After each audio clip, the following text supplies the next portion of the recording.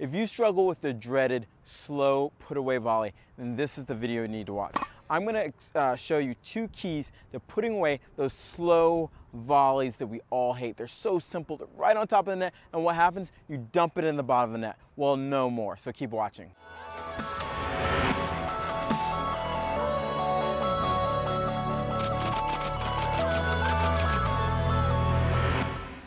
Don't you hate when you've been in a match, you do everything right, you set up the point, and you get this easy sitter volley, and what happens? Boom. You drop it in the bottom of the net. Oh my God, I can't stand that. Well, in this video, like I said, I'm going to share with you 2 keys to make sure that doesn't ever happen for you again, or at least we alleviate a lot of it.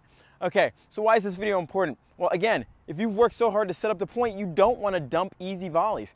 And the kind of weird thing about it is sometimes the easiest volleys are not so easy, and that's why we need to know the important parts about preparing for this volley to make sure you don't dump the easy ones. So let's get into the lesson today.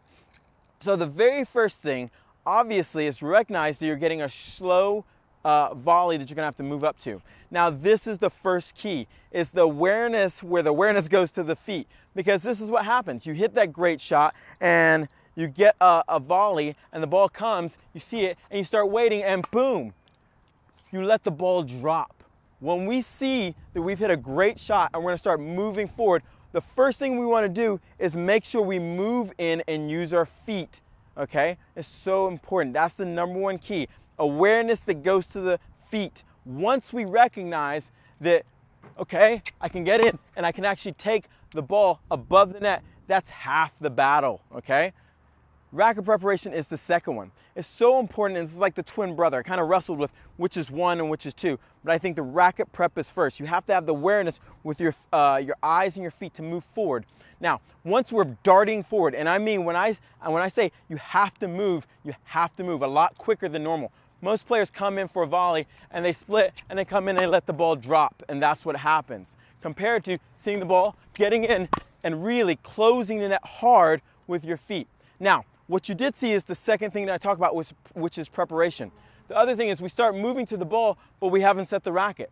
By not setting the racket, you're not telling your feet how close or how far you need to be to the ball. So if I run and I suddenly set my racket halfway between, my feet start going, whoa, buddy, you didn't tell me I need to be that close earlier. So it's really important you do it almost at the same time. Once I recognize, I hold the racket out here and keep it nice and short. If there was a third key, that would be it.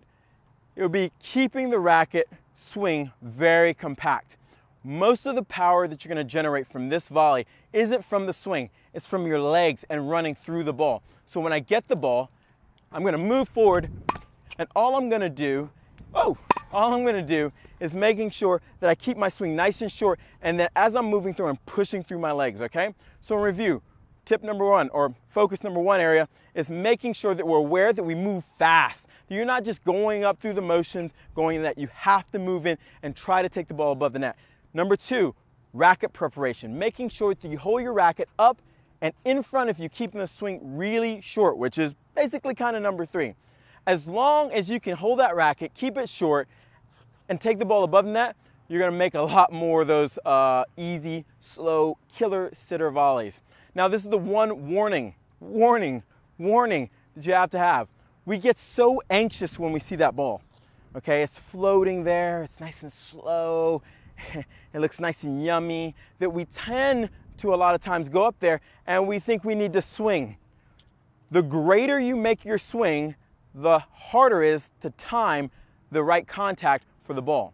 That's why we want to keep the swing nice and short to make the timing really easy, okay? I hope you enjoyed this tip. I hope you don't miss any more of those short sitter volleys anymore. If you have any questions or comments, leave them below, and like this video if you got something out of it. This is Kevin Garlington from TotalTennisDomination.com. Go out and play tough.